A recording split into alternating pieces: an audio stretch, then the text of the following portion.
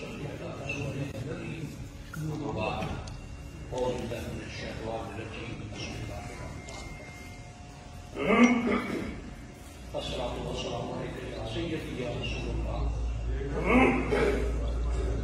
الصلاۃ والسلام علیک یا سیدی یا حبیب اللہ الصلاۃ والسلام علیک یا رحمت اللہ الصلاۃ والسلام علیک یا خاتم النبیین الصلاۃ والسلام علیک یا شفیع المذنبین الصلاۃ والسلام علیک یا رحمت للعالمین۔ آج کی اس تقریب کے لیے یقیناً بابر شاہ صاحب مبارکباد کے مستحق ہیں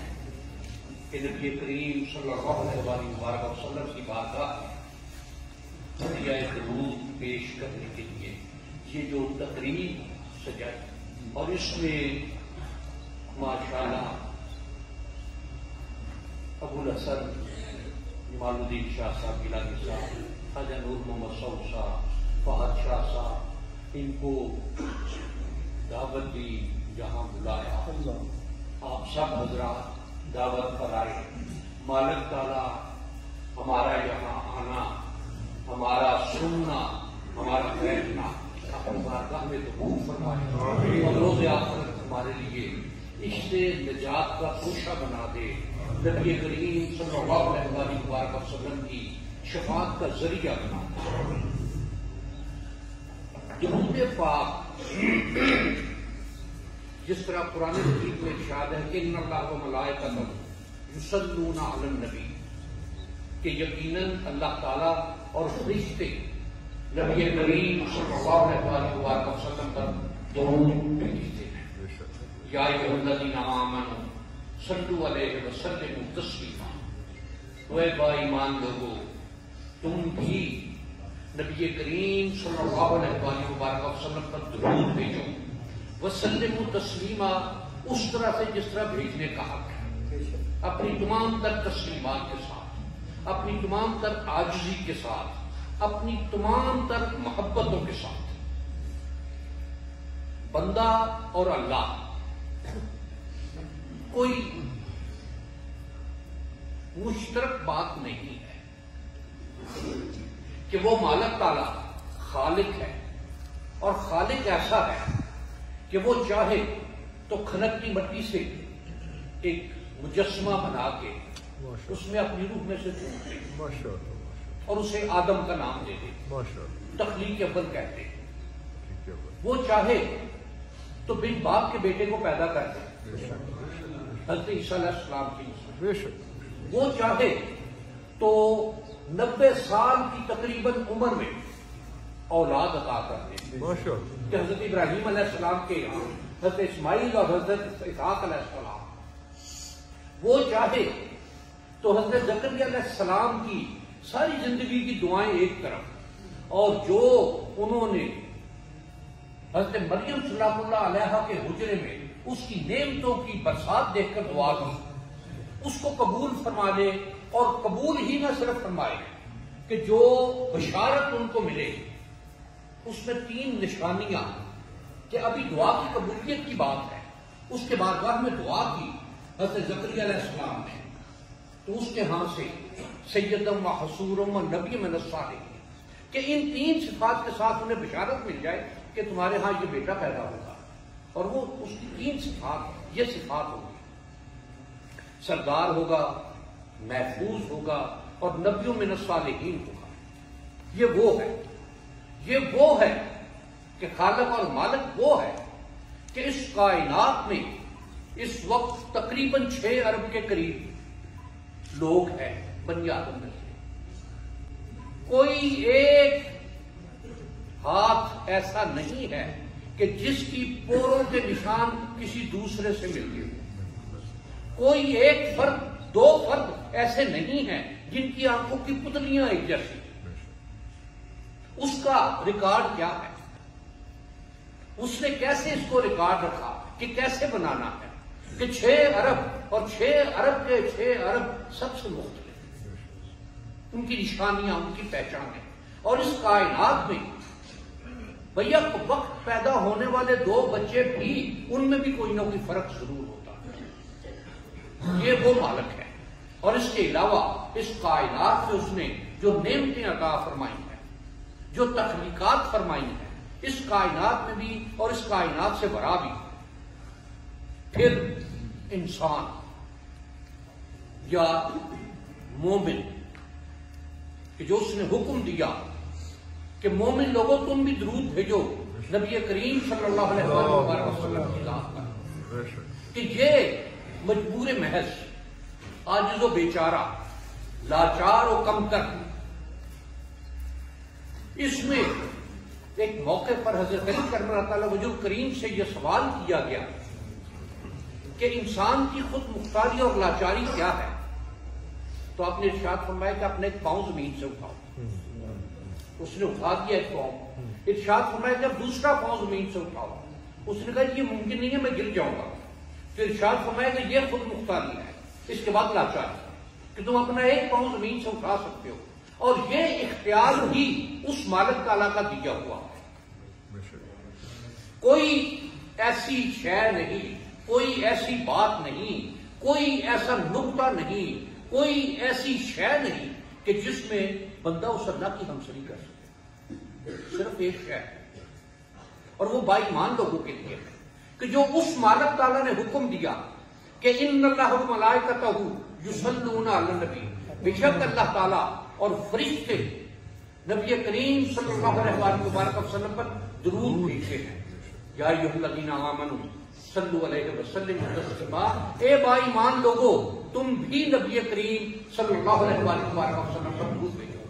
نبی کریم صلی اللہ علیہ وآلہ وسلم کی ذات ایک وہ نقطۂ اتصال ہے،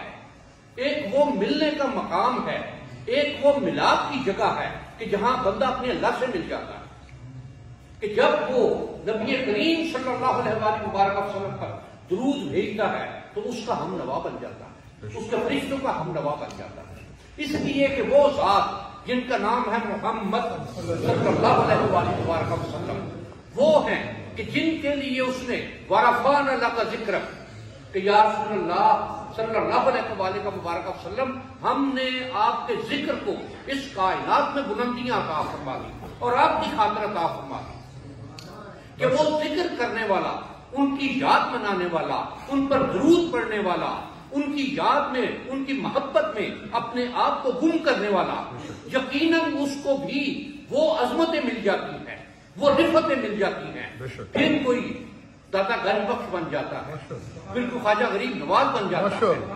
پھر کوئی بابا فرید بن جاتا ہے،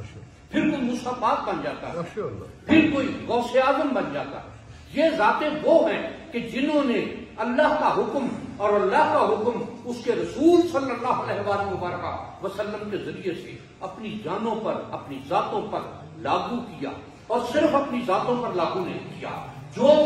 ان کے متوسلین ہوئے، جنہوں نے ان کے ہاتھ میں ہاتھ دیا، جنہوں نے ان کی عظمتوں کو سلام کیا، جنہوں نے اپنے آپ کو ان کے سامنے پیش کر دیا، ان کو بھی اس راستے پر لے کر چلے جو اس مالک کا دیا ہوا، اور اس مالک کا دیا ہوا راستہ اس کے محبوب صلی اللہ علیہ وآلہ وسلم کے ذریعے سے ہم تک پہنچا. اور اس میں ایک بات بہت کہی جاتی ہے کہ ڈائریکٹ اللہ سے رابطہ ڈائریکٹ ہوتا ہے، لیکن وہ مالک جو ہر شے کا مختار ہے، وہ اپنی اس بیچارہ اور عاجز مخلوق سے مخاطب ہونے کے لیے اس نے بھی نبی کریم صلی اللہ علیہ وسلم کو درمیان میں واسطہ رکھا. اور یہ بھی ارشاد قرآن مجید کا کہ وما ينطق عن الهوى، یا رسول اللہ صلی اللہ علیہ وآلہ وسلم آپ اپنی خواہش سے گفتگو نہیں فرماتے، کہ جو کچھ جب آپ کی زبان حرکت میں آتی ہے، آپ کے لب واہ ہوتے ہیں، تو وہ یقیناً اللہ کے حکم کے مطابق ہی ہوتے ہیں، اور جو کچھ آپ نے ارشاد فرمایا وہ اللہ کے احکامات کے مطابق ارشاد فرمایا. وہ جب اپنی اس بیچارہ مخلوق سے مخاطب ہوا تو درمیان میں اس نے ایک رکھا بات تھا. قرآن مجید میرا یقین اور ایمان ہے وہ چاہتا تو لوگ صبح اٹھتے تو ان کے گھروں میں قرآن مجید پڑھا ہوتا، لیکن جو نبی کریم صلی اللہ علیہ وآلہ وسلم نے ارشاد فرمایا کہ یہ قرآن ہے، آیت فرمائی یہ قرآن ہے، یہ وحی آئی ہے، وہ قرآن ہے، اس لیے کہ یہ وہ ذات ہیں کہ جن کے دشمن بھی ان کی صداقت کے بارے میں کوئی بات نہیں کر سکتے. کہ جب آپ نے جب ابو قبیس پر کھڑے ہو کر یہ بات ارشاد فرمائی کہ اگر میں تم سے یہ کہوں کہ پہاڑ کے اس طرف دشمن کی فوج ہے جو تم پر حملہ کرنے والی ہے، اور ان لوگوں میں ابو جہل بھی شامل تھا، ابو لہب بھی شامل تھا، عتبہ بھی شامل تھا، ولید بھی شامل تھا، یہ سارے لوگ اس میں ولید نہیں تو یہ سارے لوگ اس میں شامل تھے. سب نے یہ کہا کہ آپ صادق ہیں، آپ امین ہیں. اور یقیناً جو کچھ آپ نے ارشاد فرمایا وہ برحق، وہ اس مالک تعالیٰ کا عطا کیا ہوا، اور جو کچھ ہمیں حکم دیا میں یطیع الرسول فقط اطاع اللہ، کہ اللہ کے رسول کی اطاعت دراصل اللہ تعالیٰ کی اطاعت. ومن تولی فما ارسلناک علیہم حفیظا، جو کوئی اس بات سے پھرا تو یا رسول اللہ صلی اللہ علیہ وآلہ مبارک وسلم، ہم نے آپ کو ایسے لوگوں کا حفاظت کرنے والا بنا کر نہیں بھیجا. اس ذات پر درود اور درود کی فضیلت اور برکت یہ ہے کہ جہاں کہیں بیٹھ کر درود پاک پڑھیں گے تو نبی کریم صلی اللہ علیہ وآلہ مبارک وسلم کا جو ارشاد ہے کہ جو مجھ پر درود بھیجتا ہے اس کو میرے سامنے اب پیش کیا جاتا ہے، وہ درود میرے سامنے حاضر کیا جاتا ہے. پچھلے دنوں کووڈ کے حوالے سے ایک چینل پر یہ پروگرام میں بھی اس میں شامل تھا، اور سوال یہ تھا کہ کیا یہ بدقسمتی نہیں کہ وہاں درود و سلام کی آوازیں نہیں بلند ہو رہی. تو میں نے اس بات کی مخالفت کی. میں نے کہا یہ ہمارے لیے ایک افسوس کا مقام ہے، اور اس لیے وہاں جو 70,000 فرشتے ہر روز ایک وقت میں آ کے حاضری دیتے ہیں اور درود و سلام پڑھتے ہیں، اور جس طرح روایت ہے کہ ان 70,000 فرشتوں کو یہ حسرت رہتی ہے کہ دوبارہ حاضری کا موقع ملے. میں کہا اس مالک نے ہمیں یہ توفیق دی کہ ہم جب بھی اس کی توفیق ملے، جب بھی اس بارگاہ سے بلاوا ہو، ہم جا کے حاضری دے دیں. یہ حاضریاں ہماری بند ہوئی ہیں، یہ ہمیں اپنے اعمال کی طرف دیکھنا چاہیے، ہمیں اپنا احتساب کرنا چاہیے، ہمیں اپنے آپ کو دیکھنا چاہیے کہ ہم میں کہاں کہاں کمیاں ہیں، کہاں کہاں کچیاں ہیں، کہاں کہاں کوتاہیاں ہیں، کہاں کہاں لغزشیں ہیں، کہ ہم اس ذات مبارک کے کہ جو رحمت للعالمین ہے، کیا ہم نے اپنے آپ کو اس رحمت سے ایک طرف دیکھ کر لیا ہوا؟ کیا ہم نے اپنے آپ کو بہت بڑا نہیں بنا لیا ہوا؟ کیا ہم نے اپنے آپ کو دوسروں پر خدا نہیں بنا دیا ہوا کہ آج ہم لوگوں کے دین اور ایمان کے فیصلے کر رہے ہیں کہ فلاں مومن ہے یا فلاں مسلمان ہے، فلاں کافر ہے، فلاں اس طرح کرتا ہے وہ کافر. کسی کی کیا مجال، کسی کی کیا ضرورت. اور اس بارے میں ایک واقعہ ہے کہ حضرت اسامہ بن زید رضی اللہ تعالیٰ عنہ جو حضرت زید بن حارث کے بیٹے تھے، اور حضرت زید وہ ہیں کہ جنہیں نبی کریم صلی اللہ علیہ وسلم نے ایک وقت میں اپنا متنبع بیٹا بنایا تھا، اور انہیں زید بن محمد کہا جاتا تھا. پھر جب یہ متبنہ بنانے کے بارے میں آیت نازل ہوئی کہ یہ نہیں، تو پھر ان کے والد کا نام استعمال ہوا. اور یہ انہی سے روایت ہے کہ میرے ساتھ ایک انصاری صحابی ہمیں نبی کریم صلی اللہ علیہ وسلم نے ایک مقام پر بھیجا دشمن سے جنگ کے لیے. وہاں گئے تو دشمن میری تلوار کے وار پر آ گیا تو اس نے کلمہ پڑھ لیا، لیکن تلوار پھر بھی چل گئی. واپس آ کے جب یہ واقعہ گزارش کیا گیا تو نبی کریم صلی اللہ علیہ وسلم نے حضرت اسامہ سے یہ سوال پوچھا کہ تم نے جب کلمہ پڑھ لیا تو کیوں قتل کر دیا اسے؟ تو حضرت اسامہ کا جواب تھا کہ اس نے موت کے خوف سے کلمہ پڑھا تھا. تو نبی کریم صلی اللہ علیہ وسلم نے ارشاد فرمایا کہ کیا تم نے اس کا دل چیر کر دیکھا تھا؟ یہ وہ ذات ہیں کہ جن کی زبان سے لفظ ادا ہو تو فرشتے سربسجود ہو جائیں. کائنات کی ہر شے ان کے نام کے سامنے سربسجود ہو جائے. اور اس میں یہ میں جو بات گزار کر رہا ہوں دلیل اس کی یہ ہے کہ جب آپ 12 سال کی عمر مبارک میں شام کے سفر پر گئے تو اس وقت بھی ارشاد فرمایا کہ مجھے وہ درختوں کے پتے، مجھے وہ ریت کے ذرے، مجھے وہ ہواؤں کی لہریں آج بھی یاد ہیں جو الصلاۃ والسلام علیہ یا رسول اللہ کہہ دیں. یہ ہے کہ ہمیں نبی کریم صلی اللہ علیہ وآلہ وسلم کا امتی بن کر رہنا ہے، امتی بن کر جینا ہے. اور امتی کی نشانی یہ ہے کہ وہ اس کی جان، مال، عزت، آبرو، گھر بار، اولاد، عزیز، رشتہ دار، ہر شے سے بڑھ کر محبت جو ہے وہ نبی کریم صلی اللہ علیہ وسلم. اور یہ خود نبی کریم صلی اللہ علیہ وسلم کا یہ ارشاد ہے کہ لا یؤمن احدکم حتی اکون احب الیہ من ولدہ ووالدہ والناس اجمعین، کہ تم میں سے کوئی شخص اس وقت تک با ایمان نہیں ہے جب تک اس کی مجھ سے محبت اپنی اولاد، اپنے والدین اور جمیع کائنات سے بڑھ کر نہ ہو. نعرہ ہمارا ہے، دلوں میں ہمارے ہیں، جان دینے کا جذبہ بھی ہے،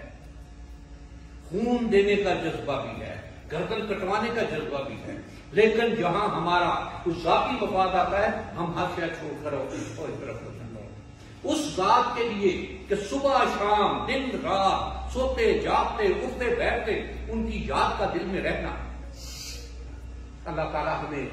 اس پر عمل کرنے کی توفیق عطا فرمائے. یہ ہمارے لیے ہمارا ایک نصیبہ بنا دے کہ ہم ہمہ وقت اس ذات پر درود و سلام پڑھتے رہے.